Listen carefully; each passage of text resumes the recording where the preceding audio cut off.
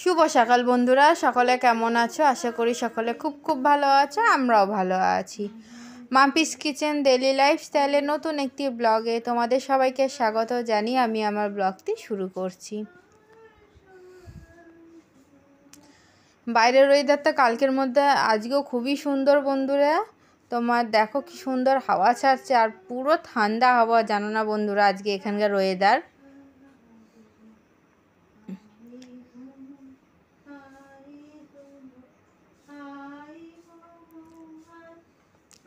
আর এই যে মা তোমার দুখানা রেসিপি করে নিয়েছে সকাল সকাল।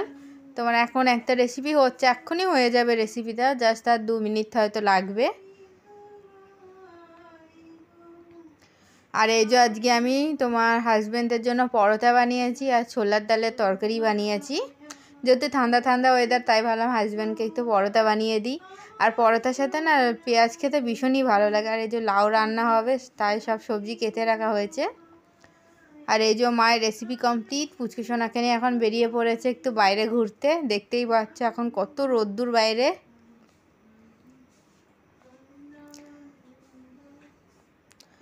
আর কালকে তোমার দুপুরবেলা অনেকগুলো কাপড় কেচেছিলাম পুচকু সোনা, সেইগুলো মানে ভালো রোদ্দুর পাইনি বলে আবারও আজকে সকালবেলা দিয়ে দিয়েছি। আর সকালে যা কাপড় কাচা হয়ে গেছিলো সেগুলো সব দিয়েছি। এই যে এদিকে পুচকু সোনা জল রোদ্দুরে দিয়েছে, আর আমাদের যে হেল্প করে সে সমস্ত কাজকর্ম করে চলেও গেছে সকাল সকাল। আর এই যে নিচে না কালকে একটু ব্লিচিং দিয়েছিলাম বন্ধুরা, এত পিছল হয়েছে কি বলবো, এই কারণে তো ব্লিচিং দিয়ে রেখেছিলাম যাতে পিছলটা নষ্ট হয়ে যায়। আর এই যে এখন 2 দিন পর পরই বিছানার চাদর তুলতে হয়, বিছানার চাদর তুলে ফেলেছি। তোমার বিছানাতে এখন নতুন চাদর পেতে গুছিয়ে নেব।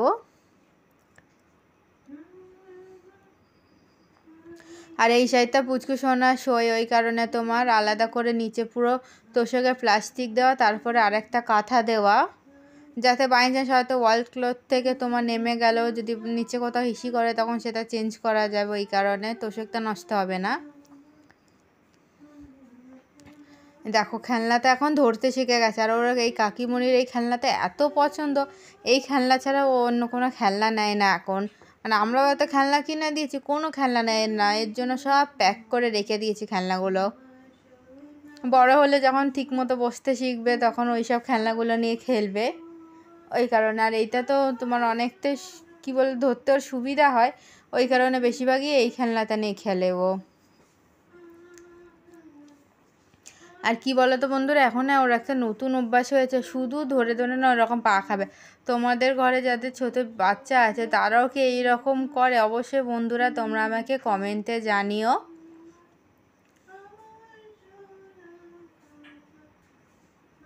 আর এই যে তোমার আজকে বালিশের ওয়ারগুলো সমস্ত ধুয়ে দিয়েছিলাম, ওইগুলো এখন মা এই যে বালিশে পরিয়ে রাখছে ওর। যেহেতু ও খুব বালিশ মুখে দেয় তো বালিশ নিয়ে খেলা করে, ওই কারণে 2 দিন পর পরই তোমার বালিশের ওয়ারগুলো চেঞ্জ করে দিই। আর আজকে কাপড় চোপড়গুলো দুপুরবেলা ভাঁজ করতে পারিনি, ওই কারণেই বিকালে বসে বসে তোমার সব কাপড়গুলো মা ভাঁজ করছে এখন এইদিকে এক একটা করে।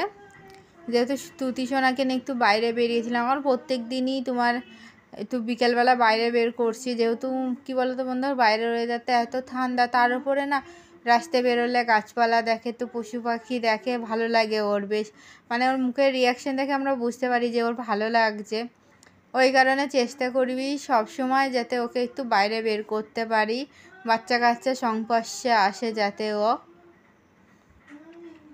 আর তুতি সোনা বাচ্চা কাচ্চা দেখলে না আর বাড়ি আসতে চায় না, ওখানেই দাঁড়িয়ে দাঁড়িয়ে ওদের খেলনা দেখতে চায়, এত ভালোবাসে ওদের খেলা দেখতে ও। মাও সকালবেলা নিয়ে গেছিলো তোমার, তখন ওরা খেলা করছিল, বিকেলবেলা আমি আর তোমরা তো জানোই নিয়ে গেছিলাম। তোমার হচ্ছে কিনা আমার সিজার হয়েছে, তারই একটা ভয়ঙ্কর অতির মানে অভিজ্ঞতাটা তোমাদের সাথে আজকে শেয়ার করব।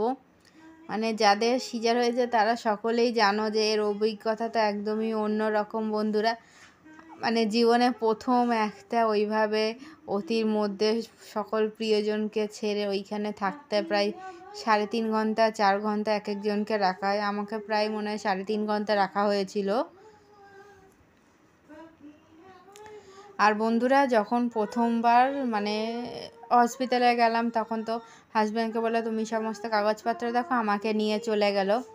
তারপর বেডে শিফট করলো, শিফট করার পর চ্যানেল করলো, ইঞ্জেকশন দিল কিছু, তারপর স্কিন টেস্ট করলো যে না কোনো সমস্যা আছে কি না, সমস্ত কিছু ঠিকঠাকই ছিল।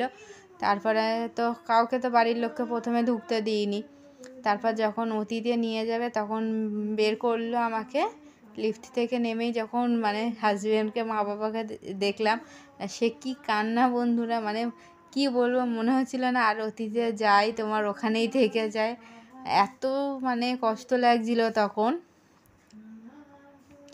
দিয়ে তারপর তো নিয়ে গেল, নিয়ে যাওয়ার সাথে সাথে তো ফার্স্টে তো ইঞ্জেকশন দেখে এত ভয় ছিল আমার, কি বলবো বন্ধুরা, যে এত বড় ইঞ্জেকশনটা তোমার কোমরে তোমার দেবে, কিভাবে আমি নেব। যখন দিচ্ছিল না বন্ধুরা, মনে হচ্ছিল কি বলবো, মানে এত কষ্ট হচ্ছিল যা বলার বাইরে। তারপরে পেট কেটে যখন বেবিটাকে বার করলো, তো আমাকে দেখালো যে মানে তোমার কি হয়েছে তুমি দেখো। আমি বললাম মেয়ে হয়েছে, মানে সে কি আনন্দ বন্ধুরা সেই মুহূর্তে, কি বলবো।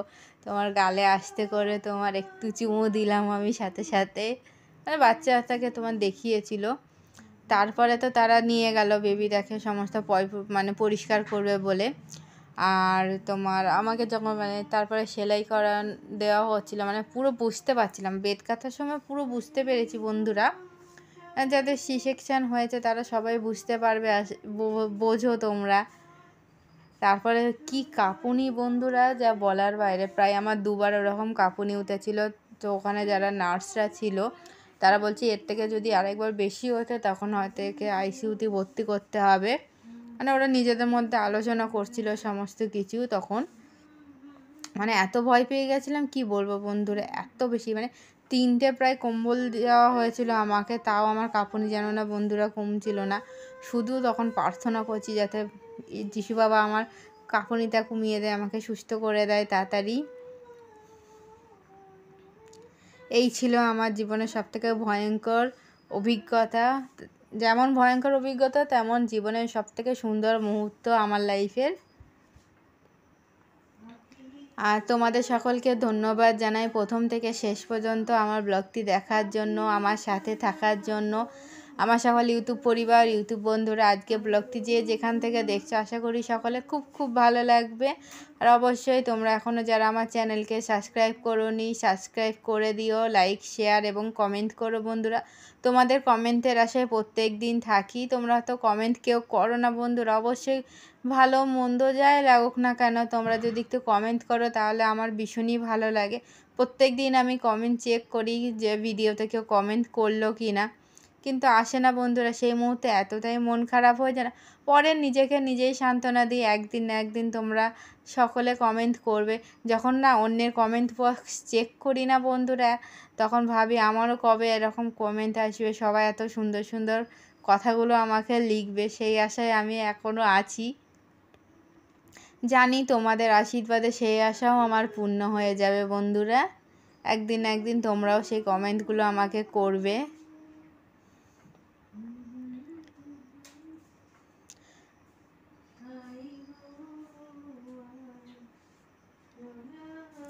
আর আমি আর মা তোমার আলোচনা করছিলাম যে কালকে কি রান্না করব না করব, যেহেতু রোববার তোমরা জানো চার্চে যাব, ওই কারণে ভোর ভোর উঠে তোমার মানে চার্চে যাওয়ার আগে প্রায় 7:30টার মধ্যে আমি সমস্ত রান্না কমপ্লিট করে নিই। আর বেশিরভাগটাই বন্ধুরা তোমার হালকা পাতলা রান্না করি, খুব মানে কি বলবো বন্ধুরা, বেশি তরকারি করতে পারি না, যেহেতু তারপরে চার্চে যাওয়ার থাকে, টিফিন বানানোর সাথে সাথে রান্না করা তোমরা তো বুঝতেই পারো।